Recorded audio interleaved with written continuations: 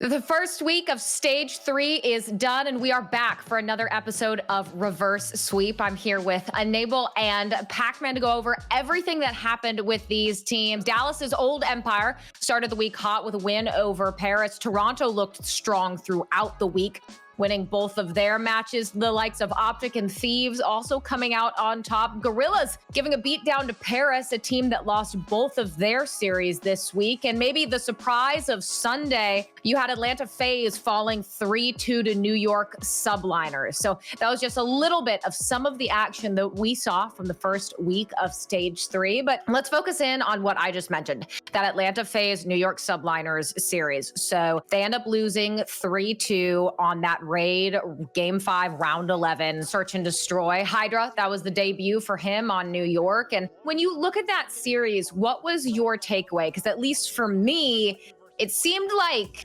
FaZe beat themselves multiple times. Yeah, I mean, I agree. I think, FaZe isn't going to dominate every series, right, Katie? It goes to the game 5. They had that lead on raid S&D. They should have closed it out right there. But something just hasn't been going right for them in S&D ever since stage 1. I mean, they went from the best S&D team, in my opinion, and then they were 11 and 2.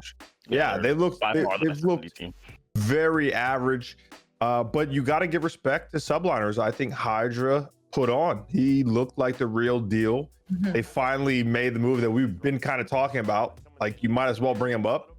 And he showed what he can do and how he can help this Subliners team. So it was a great series. But like you said, in my opinion, FaZe just threw it away. They should have won it at the end of the day. You should have closed out the Apocalypse. You were 5-3 on the S&D that you should have closed out, regardless of that tragic flash from Celium that never ended up hitting a seam. Like, you shouldn't have even got to that point, right? Like, their Express Pacman definitely looked better. They won at 6-3, but still, yeah, it just feels like you should have closed that out way earlier than what it was. Oh, I mean, they had their chances. That Apocalypse, it really came down to one final push at an NYSL, right? And I believe that Celium got first blooded on the take, and if he gets that kill or 2, it's probably over right there. Mm-hmm. I just think that NYSL did a good job. They showed good teamwork. I think that maybe we're undervaluing them a little bit going into it, so it shouldn't be that surprising. If you take out the one bad weekend where they had at the stage 2 major, they were a fantastic team this whole time. And if Hydra's going to play like that, that's just an upgrade to an already good team. Right. Let's not forget, Clay was actually back in form too. He played a lot better than he was playing in the past. And it was just a strong team, a good, strong match. I mean, clearly FaZe had the upper hand, the chance to close out a couple times, and they didn't. But I mean, it's just two strong teams playing against each other, and we got a great match out of it. Yeah, I think that's important to note, right? Is that going into the major, even I said before that I expected Subliners to make it to the grand final, and they just had an extremely poor showing, but that shouldn't make you forget everything we saw from them up until this point. And well, Hydra, we do love seeing new rookies swing into those lineups and do a good job. I think he ended up having something like an overall 1.09 KD, I think, in his debut against FaZe. Yeah, which is very solid for Hydra. So definitely looking forward to seeing more from him. But let's swing over to Dallas, because FaZe, Dallas are some of those teams we consistently put at the very top of rankings and tend to hype up a lot. And Dallas just, I mean, they won with Hook. They 3-1 with Hook, and then they got swept, Pacman. So what's going on with Dallas? Let's just throw those results out the window and just talk about the move, right? I mean, that's what's like, this move is everyone wants to talk about. Easily the most controversial move that we've had in the CDL. Like, I think maybe in the entirety of the CDL, both years. Like, that move is on paper absolutely asinine, right? Like, how do you drop Kyler, a person that everyone would take outside of probably FaZe? And that you build your brand around. FaZe might be thinking about it. FaZe might be like, we can shift you over to this spot. But yeah, outside of FaZe, most likely everyone would take him. So it's kind of weird to drop him now. I'm going to say this. I think Crim's the GOAT, right? He's not dumb. So whatever his reasoning is, whatever the team's reasoning is, they probably have their own valid reasoning for doing it, right? To look at the mini map or whatever was said. So he might be playing incorrectly, making it a little harder for his teammates, not getting on the hill, whatever it may be, fine. But I feel like with a talent like Kyler, you kind of just, you got to ride that thing out, baby. Like, you got to try to figure it out. And it's not like they had bad results. If they had bad results, I would understand making a move like this. That is still crazy to me, but they didn't have bad results. So it's like, I I don't know. You're getting weaker on paper pretty much no matter what. No matter who you pick up, you're getting weaker on paper. Now, there's ways to make your team have better teamwork, chemistry, blah, blah, blah. But also, we're talking about a team that won champs. We're talking about a team that's been dominant. Like, to me, it's hard to find the right move where the chemistry and the individual talent comes together and make a better roster than they already had. In my opinion, it can't be just strictly gameplay related. There has to be more that we don't know to the story. I think just because he's one of a kind. Well, you know, he has been when it comes to talent. He's, you know, in the beginning of Cold War, he was best player in the game. He was best player of the game. And yeah, he hasn't played up to, I guess, his expectations recently. Like John said, though, I mean, they were still a top 3 team. So I think if it really were just gameplay related, where maybe he's making these wrong plays, he's hurting the team, you kind of ride it out and like really try and fix it. You don't just bench your most talented player. And if we're being honest, like when watching Empire, it's not like Huke's the only one hurting the team here, like, you know, or like making bad plays. And he has the highest ceiling. So I don't know. I don't like the move. It's nothing against Fellow. It doesn't make sense to me. And they didn't get smoked by Toronto by any means. Like, it was solid, but you don't drop the nuke. You don't bench. You don't. I don't see them improving at all. I think the timing of it was weird too, right? You dropped this news on midnight. They won the series, right? Yeah, no, I was like, you start the stage with a win, and then you announce that night at midnight that you've dropped Huke, benched him, that you've benched Huke, and the language of it makes it sound like it's gameplay, but the timing makes it sound like it's not so much just the gameplay. But I want to touch on what you said, Ian, too. I think it's a tough situation for Fellow, right? Because this is his first opportunity really since Black Ops 4. He's back in a starting lineup, but I feel like his performance is going to get unfairly judged based off Huke. And I would hope that at least in what Fellow is able to do for himself in the league, people can look at that and stand on its own. Because I think he might get some unnecessary hate from fans that are upset about the move that doesn't have anything to do with him specifically. But also, you mentioned Illy. He moves roles. He had a 0.89, I believe, in one of the series. And Illy, someone we've talked about a few times, Ian, of where's that S&D prowess? Where's the Illy from last year that we haven't really seen so far? Yeah, I mean, to touch on the Fellow thing first, I think there's two sides of it. I think this is great for him because supposedly he has looked very good in Cold War. I don't think he necessarily is going to help Empire turn into a contender by any means, but I think he could really showcase his skills and prove to all the other teams in the league, hey, I'm back. I can compete in the league, and maybe if he does well enough, he can get an opportunity elsewhere in the future. But it's hard to say he's going to help improve Empire more than a player like Huke would. So it's kind of a tough situation for him. And yeah, on the side of Illy, still the same old. I love Illy. I know he's a good player, but he just hasn't been producing. And that's why I feel like this move wasn't gameplay related, because I feel like Illy has been the weakest link on the team so far. I mean, it's either him or Krim, and if Krim's on the chopping block and so are you, well, you sorry, just have to end the stick. Yeah, you know. So I don't know. I think the team should have just kind of stuck it out, got through this slump, like John said, and figured it out, because they were still unbelievable. Like, they were still a top 3 team. It blows my mind. I don't know, John. It's just I still can't understand it. No one can except for them, I guess. And to your point about Fellow, I do think that's a good thing for him. I in no way believe that this is Empire's end game, right? This is just something he was on their bench, easy to plug in. When they do make that inevitable switch for him, I wonder if they're going to bring in another AR player to make Illy stay in the sub role, or just pick up another sub to replace Kyler to make Illy go back to his old role. Because I feel like making Illy comfortable is huge for making sure this team can get to their potential if they're going to stick with this Kyler switch. But for the time being, like Ian said, this Fellow thing is great for him regardless. Only idiots would actually make fun of him for plugging in and not playing as well. Well, I hate to in a brand new situation. Have you seen the majority of the opinions on Twitter or in YouTube chat? Pacman. Oh yeah, I mean, I've seen them. The IQ ain't that high. They will kick your ass on the nose.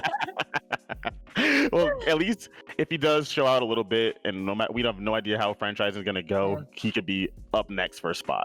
Well, Especially after playing well consistently. Do you guys think that they're going to actually try and move Hugh, or like, are they going to just? I mean, so say they don't do so hot in this next week of matches. Like, do they just bring Kyler back? Like, I don't get the thought process. Because obviously teams would love to have Kyler. Oh yeah. You know, and teams are probably hitting up Empire, but it's like, who in the hell do you get to replace him? Right. Yeah. Well, the thing is, obviously, the Empire only want top-notch players, right? But how many of those are actually even remotely available when you go down the list? Who's the best player you think they could get? Like, can they get Envoy? No, I don't believe so. Could they get? You think they could get Envoy, Ian? I really don't. I really don't believe they could give him. No shot. No, I mean, he's right, called their prince. He's not going anywhere. He's supposed to be Scump's replacement. Like, they're not going to let him go. Yeah, well, Kyler hates the internet, so he probably couldn't be Scump's replacement. I don't think he streams or talks to anyone. But I mean, but no, you're totally right in that it's like, what viable either same level or better improvement could you make? And essentially you'd probably have to take a chance on someone that is pretty good, right? Like maybe like someone like us. I'm not saying Standy, but someone like a Standy, where okay, he's really good. He's proven to be good, but Minnesota could take Kook for him. Like, we'll do that. Like, you know what I mean? Like, but would you even want that? Does that make you a contender? I don't know. There's just so many questions, and then there's contract values, and so much. It's not as easy as it was in the past. So no clue who they could actually get of equal value. But I will say, there's a championship level team on the bench out there just sitting around with players they aren't allowed to play right now. That's actually great. Yeah, you look at the folks on the bench, and it's like, woo. It's actually nuts. Like you grab Liddy, Kyler. Like you could throw together a pretty solid team. A team that at least I initially, after the second major, was curious if they could keep up the momentum was Toronto, and Toronto got 2 3-0 wins. When you look at someone like a Bance, had a 1.38 versus Dallas. Bance was my big question mark of like, okay, you played exceptionally well at the major. Can you continue that level of play? So far, it seems like a yes, Pacman, but do you, when you give a really critical look at Toronto, the people they played this week, granted it was a Dallas with Fellow, what are you looking at when you see Toronto? That Dallas match, weren't they down by about 100 to start the first hard point? Dallas came out swinging with Fellow. They came out looking pretty good, and then Toronto just brought it back. And to me, that's important because I always talk about that. That's adversity striking, and you're a team that is getting beat down at the time. Championship teams battle back, and that's what they did. They didn't give up on the map. They were down by so much, and they came back and won. Toronto looks really good. I'm impressed by them. I'm impressed by how they're continuing it, and they look confident as a team. Before, that's definitely a map, at least, that they would have lost. Now it's not. Now they look very, and every time they go into their comms, they're super calm. They're super collected, and they look to be on the same page. It's impressive what they've done. Well, Ian, Toronto, unstoppable, or maybe just some circumstances that went into their wins at the start of the stage? Katie, Toronto looks good. They look good. I think they're the best team in the game at the moment. And just from top to bottom, they look really consistent across every game mode. All the players have been playing fantastic. I think Bance was the biggest question mark for me because he did look great in the major, but I didn't know if it was going to be kind of a one-off thing. But he's been playing well so far, and I don't know. I think they're just really hitting their stride at the right time. Yeah. I mean, I would definitely agree with that. Like I said, my question marks seem so far to be being answered in terms of the consistency of the team. But let's talk about some debuts, some rookies and some old pros coming back into starting lineups this week. You had a number: Hydra, Chino, Zaptius, Fellow, Havoc on a variety of teams. So Ian, when you look at these players, which one do you think had the most impressive debut to start out the stage? You put me on the hot seat. I think we got to let John go first here.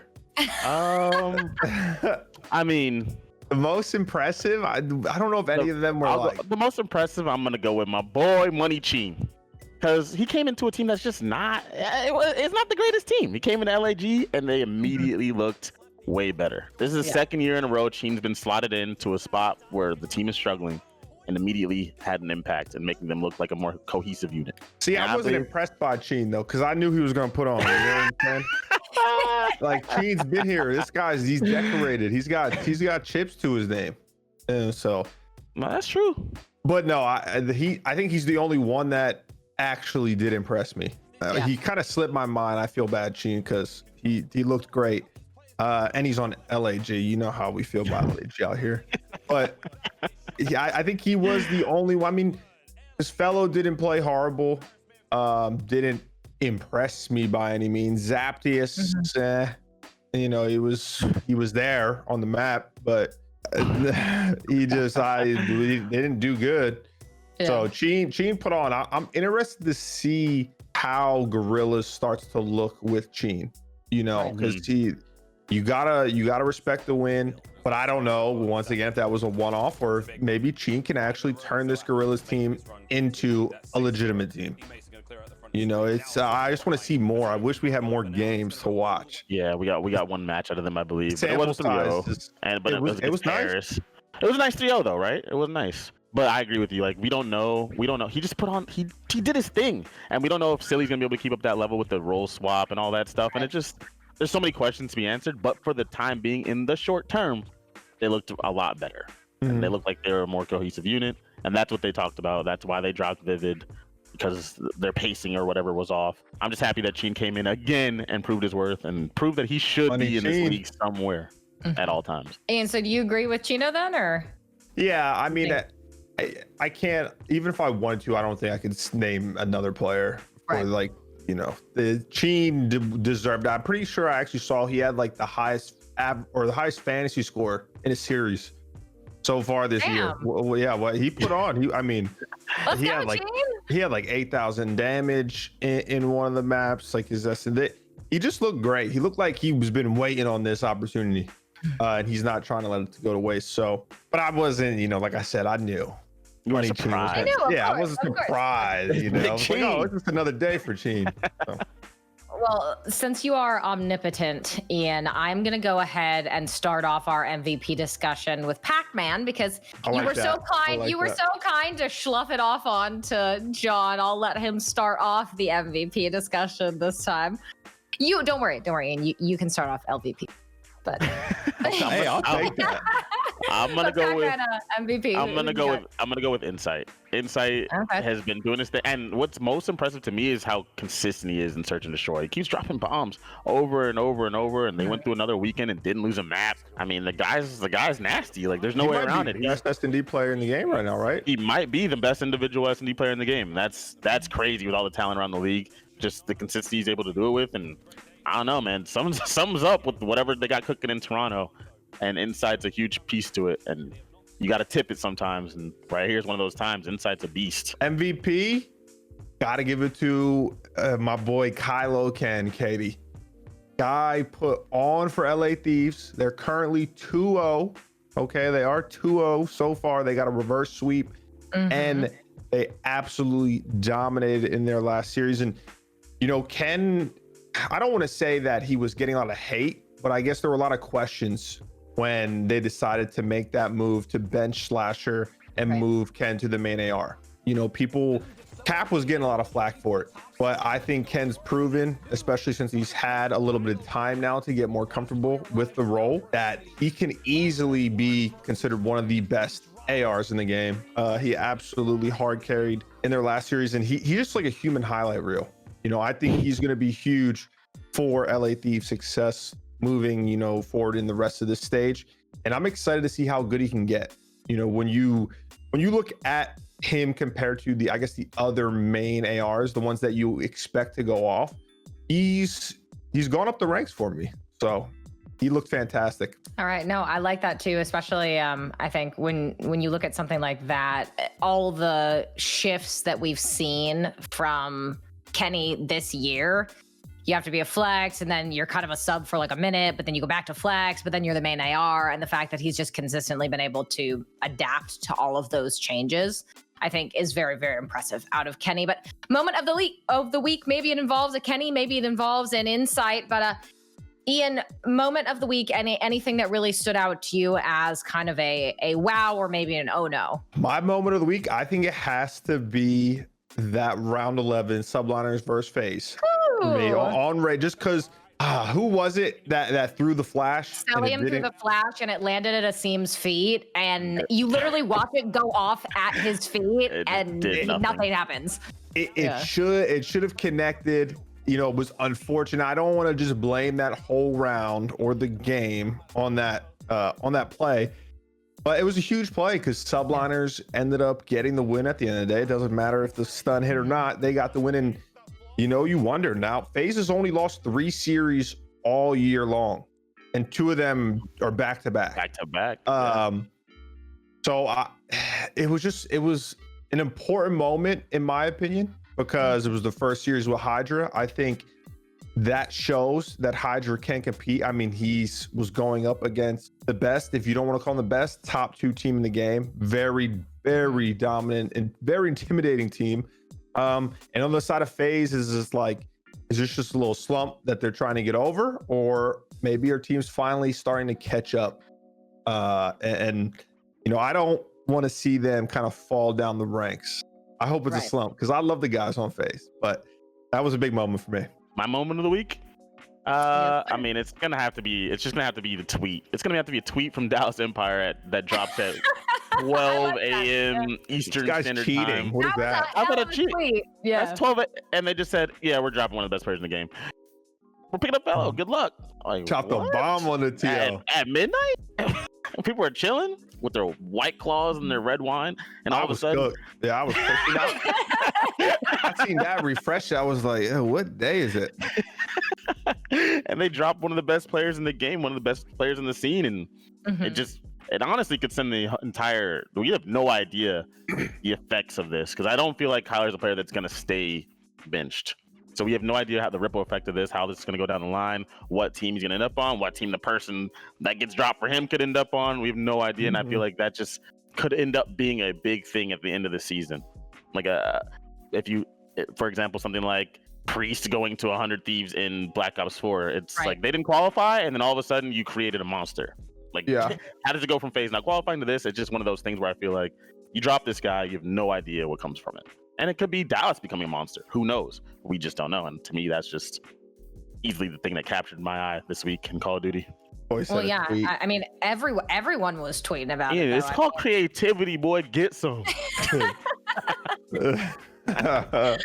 Well, maybe he'll have some creativity for his LVP. Because Ian, I'm not going to let you slough this off on a Pacman. I'll go first. For your LVP. He's been thinking about it. I'll go first. LVP for me. It's got to be. You know what? I'm bringing it back. It's Paris. It's actually, I take that back. It's Scraps, Aqua, and Classic. Though I'm putting that trio in the LVP. Okay. And here's why. I've been very high on Paris. I've thought they were very underrated in the beginning of the year. They were starting to improve. They're starting to look good. Fire was the clear weak link. He was. There's no question about it. And when they made the move to pick up Temp, I thought that they would be a team that would be able to compete, okay, with every team in the league. I thought Dom was going to come in and he was going to have a chip on his shoulder. The other 3 were going to continue to get better and play well. And they just looked really bad so far. I don't think they had any signs of improvement. And I know Donnie and Fire are 2 different players, but the other 3, I feel like you got to step up at least to a certain extent. They didn't win a series so far in this stage, and like the games really haven't even been that close. So they're my LVP. I was expecting more out of them. They just looked very, very average. Yeah, that's a good one, I guess. Katie, what's your LVP? Well, I sit here and. All right. I'll let you marinate on what you want. I'm gonna go with Seattle and their inability to close out any series or map literally ever in the entirety of their time in CDL.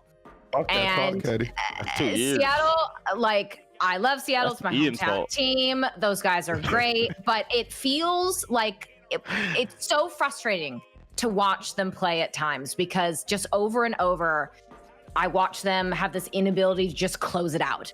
Just get it done. You go up 2-0 on someone. Your control has consistently looked horrible all year, and they just can't get it done over and over. And then they end up getting reverse swept or losing maps in heartbreaking fashion. And so I guess I don't know what specifically it is that's causing that consistent issue for them. But when I look at Seattle, it's kind of frustrating. I think there's series that they should be winning that they're not. So when it comes to my LVP, I gotta give it to Seattle and just closing out a damn game, please. They're like the opposite of the Lamar beat. No ice. They have the games in the series in the bag, like you said, Katie. Like they come out and at least recently, in the beginning they were just getting put in a body bag, but they come out and they have these maps against damn near any team in the league in the bag, and they somehow just decide to hand it over. And I don't have a reason for it. I don't know if John does. I don't know if I could pinpoint anything. They're choking. It's the hardest thing to pinpoint that I've ever seen because the maps are really like super close. Like they should be winning at least a percentage of them. And it's like they go up 2-0 versus LA Thieves, and the real issue lies in their control, I think, where they just always give this map away. Horrible. And they hand the momentum back to their team. They just, here you go, back. And then there's just so much talent across the league, you can't be handing away a map. They do it every time. And then so the easy thing that people say is drop Looney. Right? That's the easiest thing to do. Do I feel like that would actually fix it? I don't, because I feel like it's something wrong with the core of the team. Like, you drop a guy that gets 4 more kills. I remember it was the first map against Optic. Dan had something like he went negative like 7 or something like that with 2 minutes to the hill, which is fine if you just win a rotation and close up the damn map. No one says a thing. Damn rotation. Yeah, it's like little things like that over and over. It just starts to add up, and then it just what do we do? Like what? It just because no one is actually playing bad, so it's kind of frustrating. You're not gonna pick up someone that's gonna flip the team around because no one is playing bad Call of Duty. The team as a whole just can't close, and it's super weird because you have a team full of people who have been champions. And the thing is, I know there's a point where they started to believe in themselves too, because they all started tweeting happy and like they were feeling it. Like I actually have fun going into the series. I'm frying. I'm the best in the Prestige's. Like I'm the best player in the world right now. Like I'm cooking. They're starting to feel confident, and their good vibes was short lived. They were in first place at a point in the last stage in their group, in that ridiculous group. They were in first place. Like they had the confidence. Whether or not they still do, I can't speak on that. But so John's been tiptoeing about his LVP though. Can you hear that? You've really been talking about Seattle, but I've seen it in the back of his head. I was asked. You brought it up. All right. I'm gonna go with the London Royal Ravens because you guys know how I like dogging the Euros. No, but honestly, that's a tweet. That's a tweet. He's gonna get cooked in the YouTube comments. I'm actually trying to defend one of them. How are you gonna drop Dylan for Zapchus? Can't even say his name. He said, how do you say it? Zaptius. That's too many syllables. Actually, I don't know. Maybe I'm saying it wrong. I don't know. Zaptius or Zaptius. It's not actually a shot at Zaptius. It's more like the issue that I had. One more time. Who? Zaptius. Anyways, my issue. You're gonna see this on Twitter and Bims. Heated. It's because of you guys. I'm not trying to roast them. Anyways. Well, passing the buck again. Ian. The issue with LAG and stuff that we talked about is that they don't have enough actual top-end potential with their players.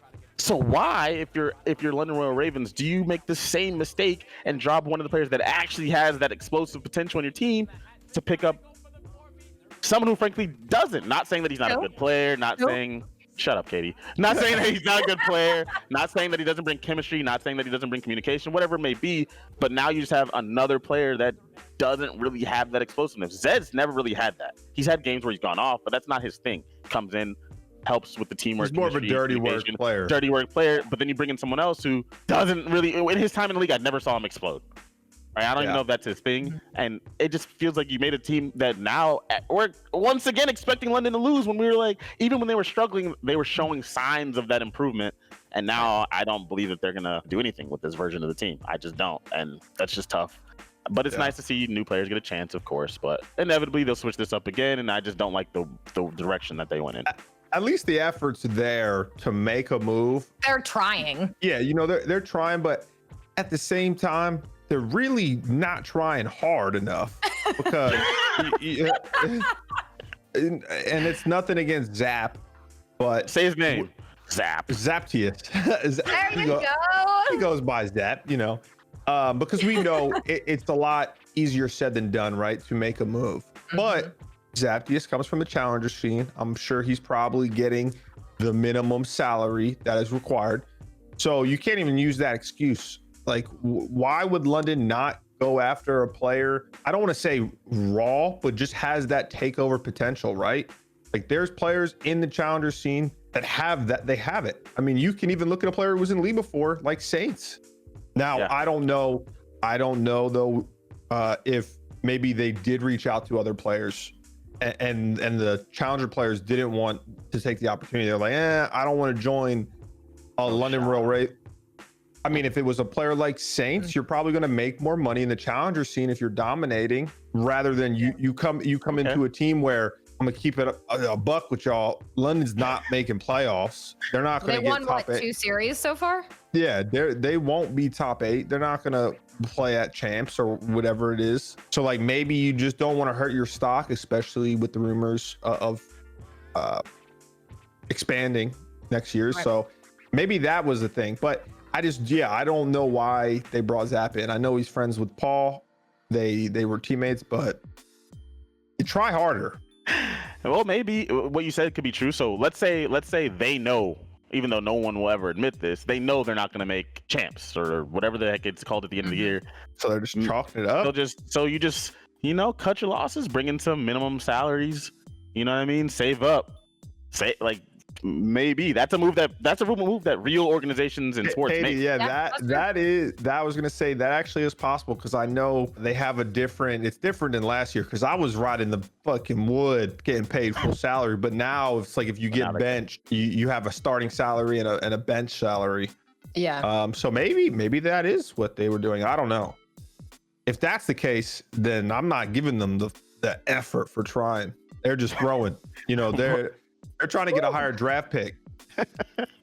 Well, we'll see if they'll be able to. But either way, Ian is not impressed. London, we'll see if they can do a little bit better, and if Zaptius Pacman can have some improvements for the for the team as well. But that'll be it for us and reverse sweep, guys.